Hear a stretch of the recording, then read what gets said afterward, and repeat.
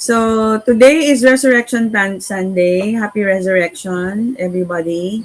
Happy Resurrection. This is your Resurrection Day also. So it's not only Jesus who rose from the dead, but you also, right? We've been studying this. So let's go to the topic because swak na swak talaga siya sa Resurrection Sunday. Hindi sinasadya, ano. So one myth, one saying, kasabihan dati, no? Oh, pag yung sa Tagalog, ano yung miscarriage, di ba yung nalaglag yung bata? Siguro because God needed another angel in heaven. So, ganun yung sinasabi natin, ano? Parang there must be a reason for everything. Pero, when you say that, right? So, kailangan ba talaga ni Daddy God ng bata para maging angel sa langit? Hindi, di ba? Siyempre hindi. Madami ng angel, di ba? So, actually, we are going to judge the angels. Alam niyo ba yun later? Anyway. So, it is so far from the truth. So, grace is for children. So, kung nangyari man ito sa iyo, it is not the will of the Lord. Yun.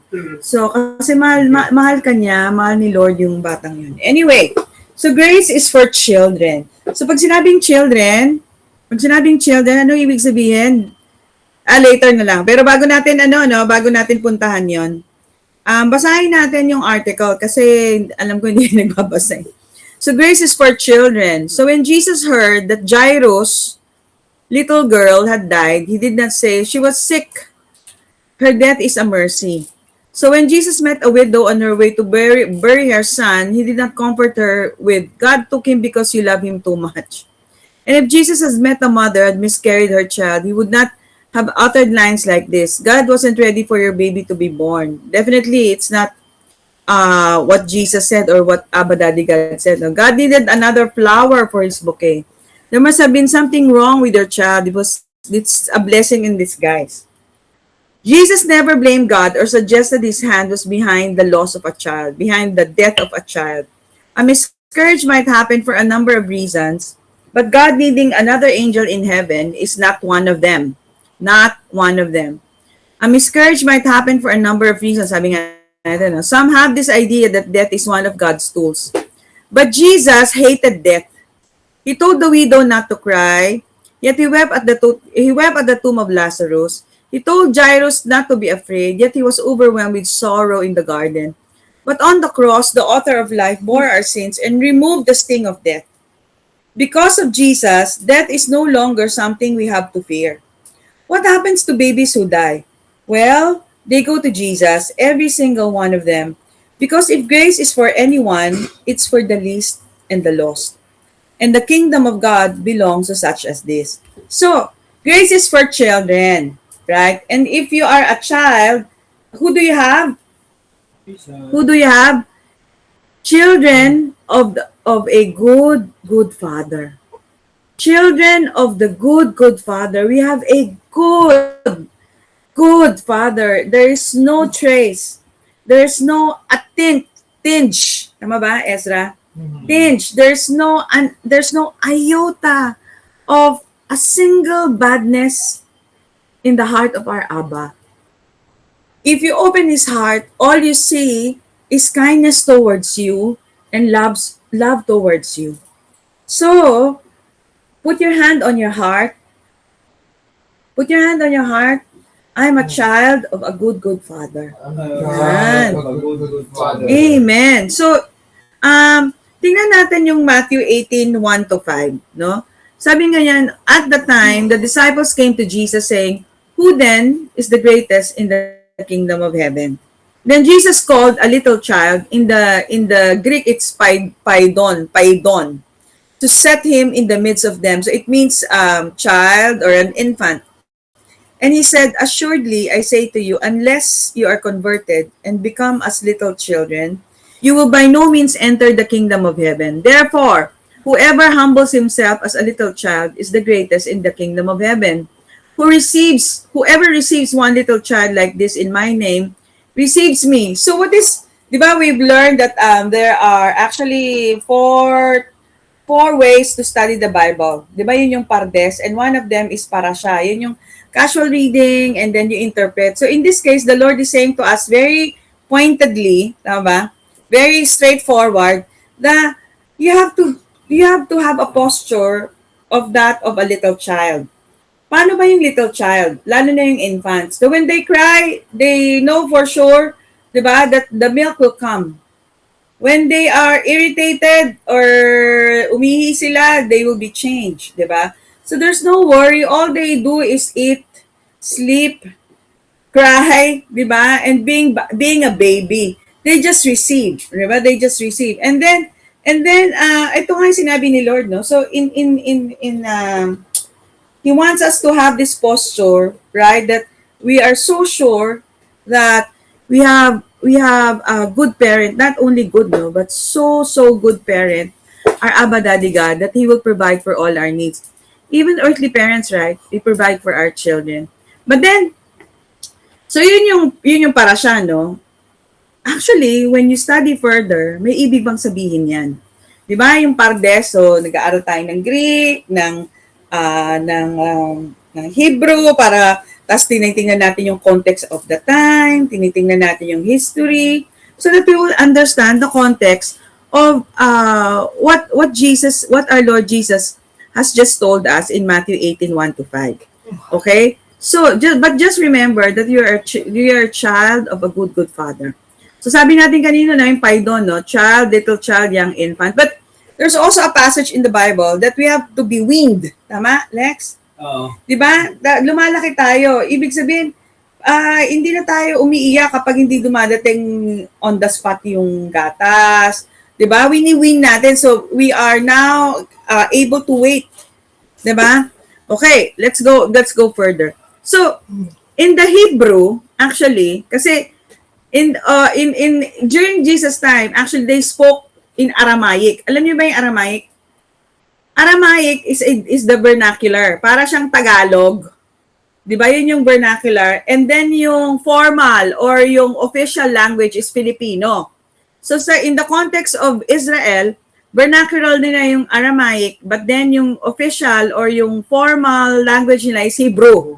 Okay? So yung household actually is Aramaic. So, he could have actually been saying Tela, yung little child. Tela. Naaral natin to, Tela.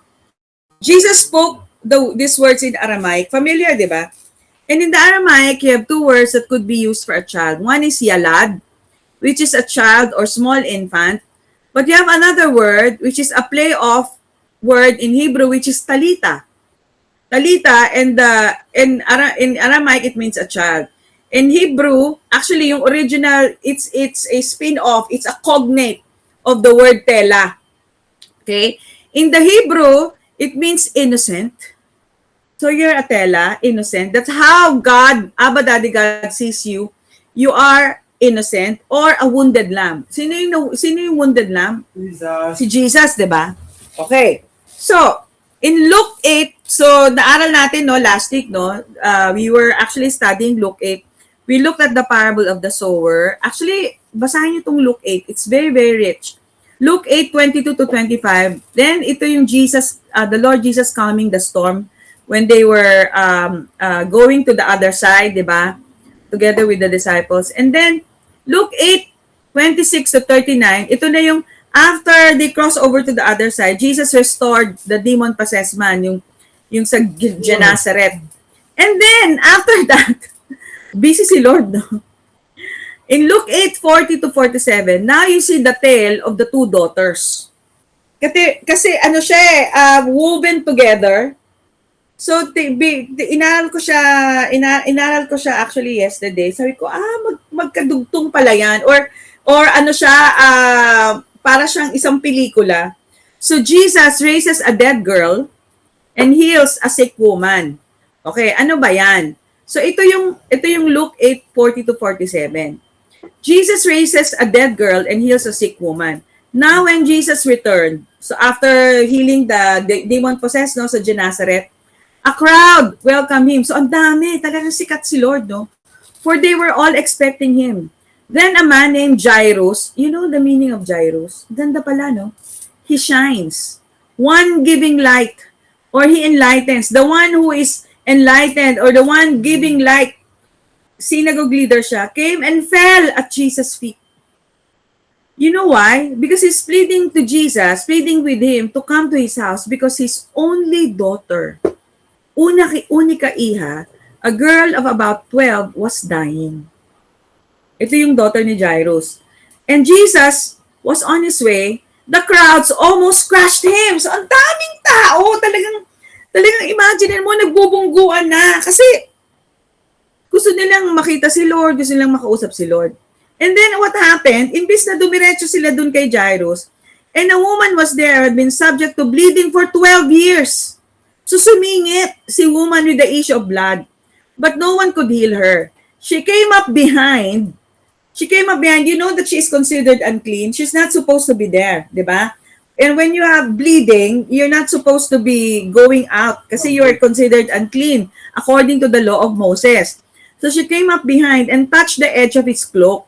And immediately, her bleeding stopped. The Holy Spirit doesn't put words in the Bible just for decoration. So let the Holy Spirit just speak to you. Whatever it is that you are praying about, di ba? The Holy Spirit is saying immediately, her bleeding stopped. Okay? So pray to the Lord, di ba? That you would understand because immediately, ibig sabihin, suddenly, di ba? Or agad-agad, immediately her bleeding stopped. So notice the parallel. The dying 12-year-old girl and the woman with 12 years of illness. Di ba? The dying 12-year-old girl and the woman with 12 years of illness. For as long as the little girl has been alive, this woman has been hemorrhaging from a disease. And what a disease! According to Leviticus 15, her issue of blood makes her unclean. So besides suffering this messy, painful, weakening physical condition that all her money spent on doctors has not cured, she is unclean as well. So despite all the doctor's appointments, all the doctor's prescription, she wasn't cured. And she's considered unclean. This means, you know what this means? That her husband and maybe children cannot eat food that she cooked, cannot sit on chairs upon which she has sat, cannot touch her even without becoming unclean themselves. According to the law of Moses, when you touch somebody who is unclean, you become unclean. She's not even allowed to go to worship services. Hindi siya pwede magsimba. Yet she listens to our Lord Jesus and she responds with faith. Unclean or no, she knows that if she can just touch his clothes, she will be made well. So what happened? I submit to you that she's been hearing about the Lord Jesus. So this is what happened. She touched the hem of his garment, no? Sabi nga ni Lord, who touched me? Who touched me? Remember that in our context, right? The same Spirit who raised Jesus from the dead is in you. So you don't need to touch. Di ba? You don't need to pray na, Lord, give me a touch. Ha? Sabi siguro ni Lord, ha? The same Spirit who raised Jesus from the dead is in you. What remains for you to understand is be in constant awareness that He is in you. Okay? Kasi minsan binabasa natin na parang ginagaya natin, no? So, but siya, no? Who touched me? Sabi niya ganyan. When they all denied it, Peter said, Master, the people are crowding and pressing against you. But Jesus said, someone touched me.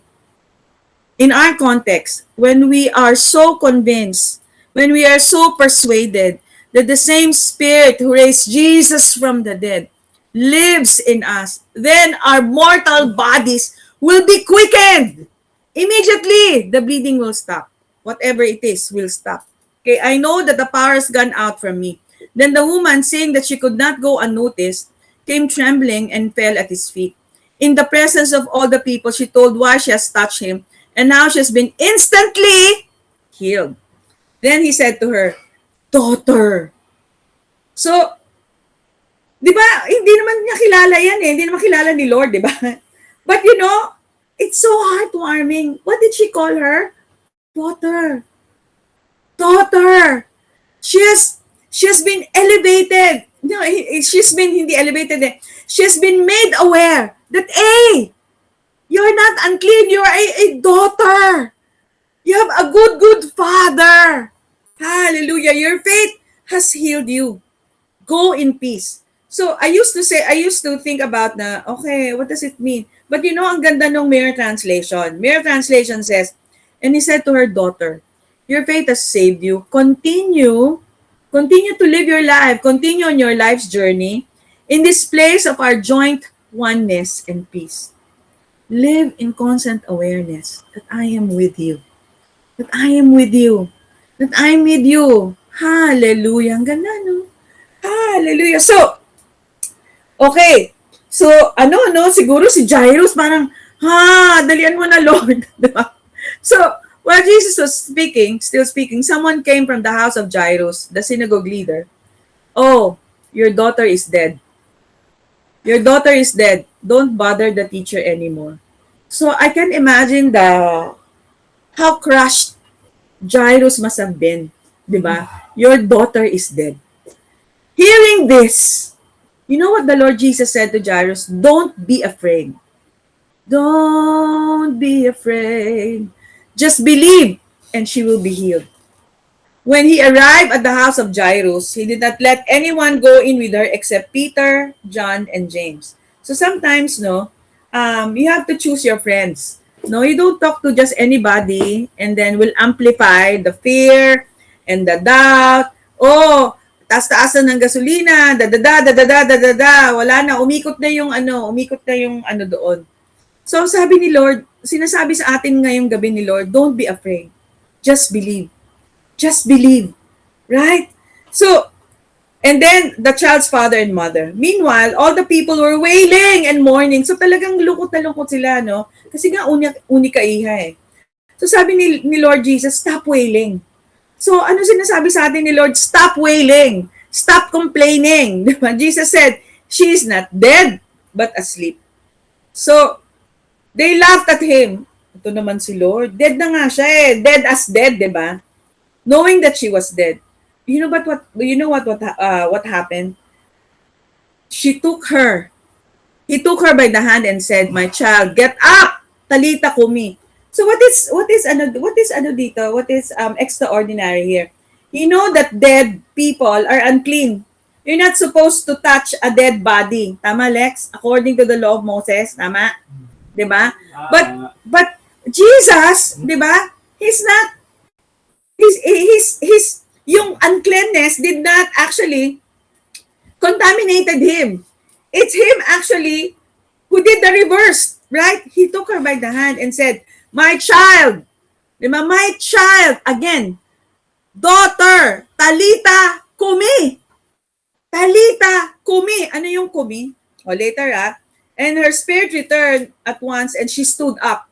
Then Jesus told them, okay, ano ang hindi ginagawa ng mga patay? They don't eat, right? Yeah. So, mga buhay kumakain. O, di ba? Yun ang unang sinabi ni Lord. Di ba? If you're alive, eat! Eat, di ba? Jesus told them, give her something to eat. Her parents were astonished, but he ordered them not to tell anyone what happened. So, tingnan natin very closely. Ito yung pardes na sinasabi ko. In the book by Brent Minch, Jesus spoke Hebrew. This is bursting the Aramaic myth. We find that Talita is also rooted in the Hebrew language. It is a word used by other Jewish teachers of the period, including the spoken translation of Genesis 34:3 for a young woman.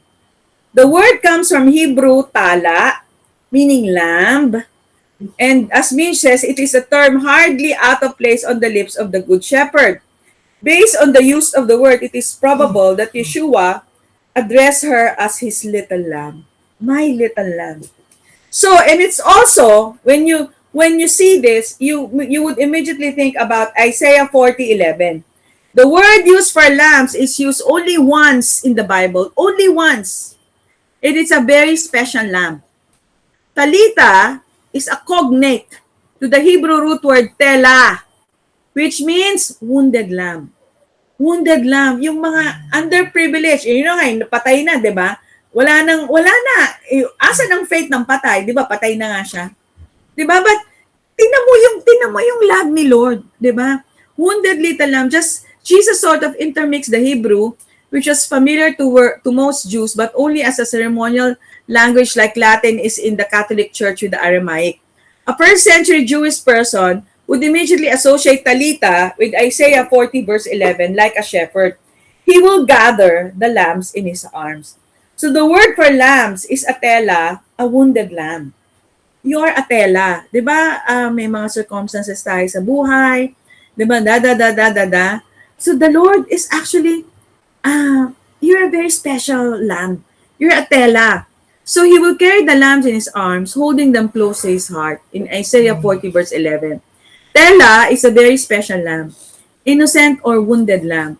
It is carried by the Lord Jesus, our shepherd, close to his heart. He feeds it from his hand. Diba? He took the hand of the Jairus' daughter, diba? Talita kumi, and gives it water to drink from his hand. So, the online Hebrew Bible translation of the Gospel renders this verse, "Get up, my child." Often we hear that Talita kumi is an Aramaic translation. Actually, kumi is both a modern and ancient Hebrew instruction which is found where? In Isaiah 60 verse 1. Arise, shine, for your light has come. Kumi or. Ganda, no? Arise, shine, for your light has come. Kumi or. Diba? It's Resurrection Sunday. Arise, talita kumi, arise, shine. So this is the word of the Spirit to you, His bride. To you, arising church, talita kumi. Isaiah 60 verse 11 in the Amplified. Arise, kumi, from the depression and prostration in which circumstances have kept you. Rise to a new life. Rise to a new life. Whose life? Diba? Jesus' life lived out in you. And shine. Shine. Be radiant with the glory of the Lord, for your light has come. And the glory of the Lord has risen upon you. The glory of the Lord has risen upon you. Last night, actually, meron kaming correction, meron kaming metanoia. Di ba palagi sinasabi, kunwari somebody has passed on, oh, she's in a better place. Ganyan. But when you come to think of it, no, tama ba? Kunwari, si tatay, he's in heaven. Of course, it's heaven, no? But tama ba na sabihin natin he's in a better place? Remember, you're the temple of the Holy Spirit. Right? The same Spirit who raised Jesus from the dead lives in you. Therefore, you are heaven walking on earth. So the best place is actually where Jesus is living in. You are the home address of Jesus, of God on this planet Earth. So that is the best place. Right? So ano sinasabi ni Lord? Shine! For your light has come on this earth. Right? And the glory of the Lord has risen upon you. Today is resurrection. It's not only Jesus who has been resurrected. It's also your resurrection. Hallelujah. You've been raised together with Christ. In chapter 60, Isaiah says that we are majestic, a source of joy for every generation. Wealth and abundance is ours, and we know Him intimately. He goes on to say that no violence, no ruin, and no destructions are within our borders. Our days of sadness are over, and we permanently possess the promised land. Where is the promised land? Where is the promised land? The north, the south, the east, the west. Nasaan ba? Nasa Bethel ba yan? Nasa La Union? Where? Where? It's in you! Because it's a person. Diba? It's the cross. North, south, east, and west. Jesus is in you. The promised land is in you.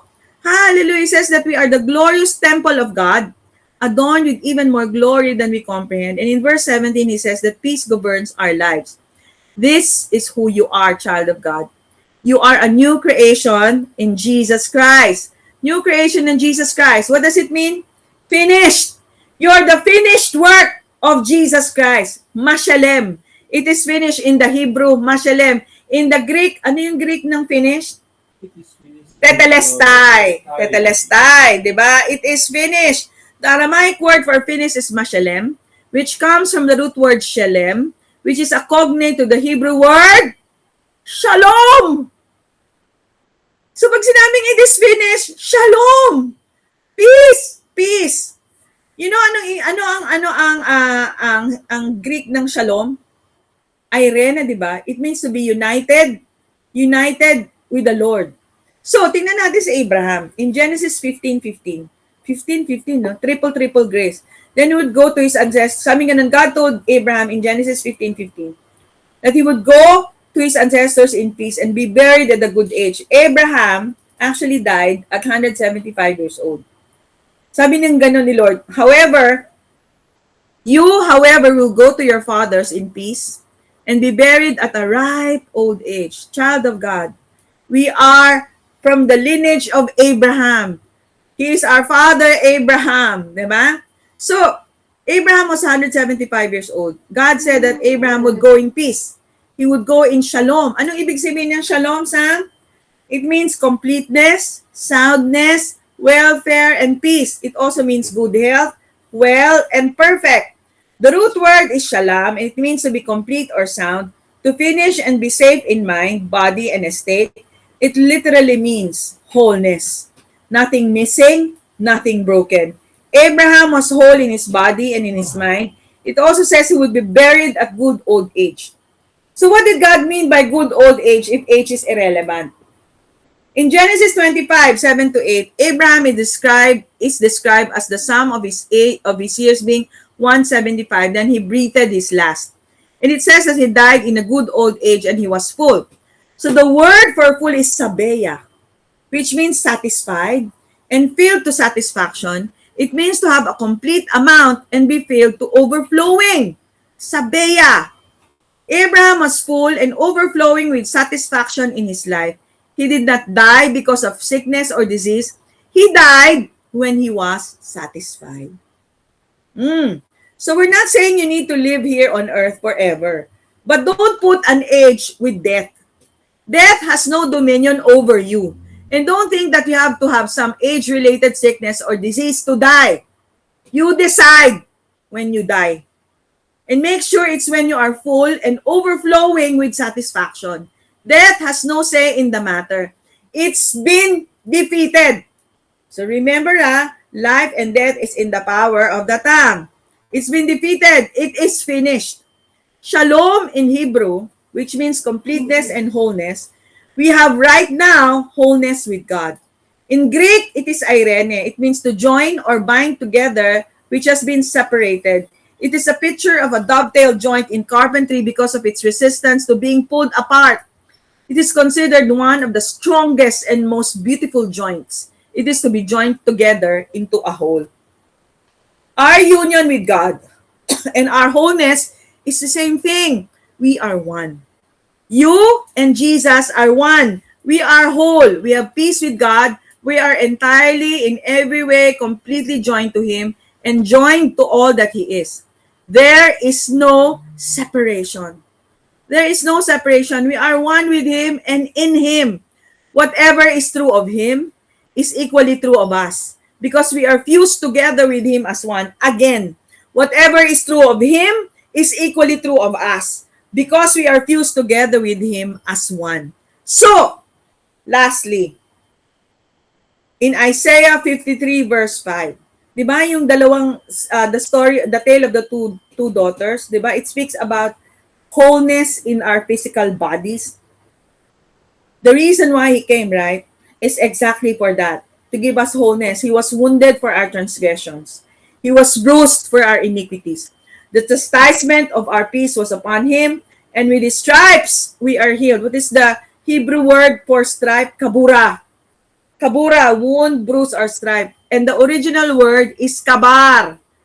Ano na nga ibig sabihin ng kabar?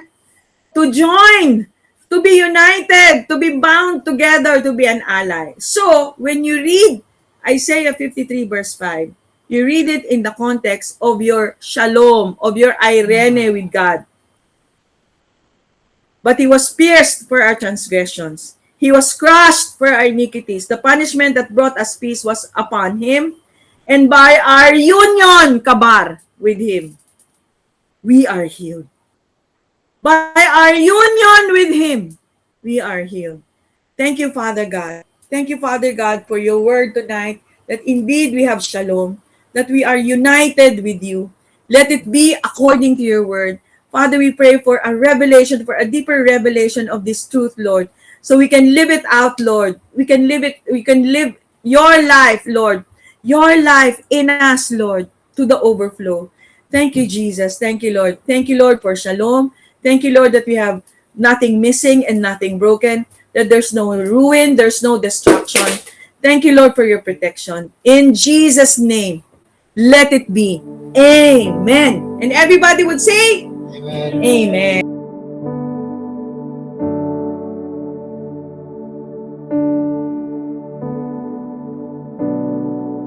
Okay, let's pray.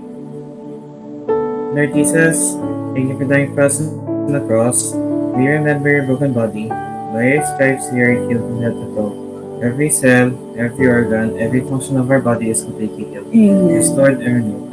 We receive the vital and wholeness. We declare that we are strong and healthy. In Jesus' name, Amen.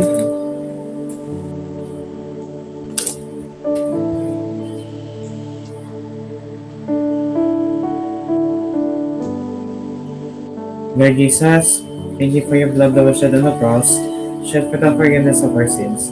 By your blood, our sins are completely forgiven and made us righteous forever. Today, we are greatly blessed, highly favored, and deeply loved by the Father. In Jesus' name, Amen. Amen. Amen.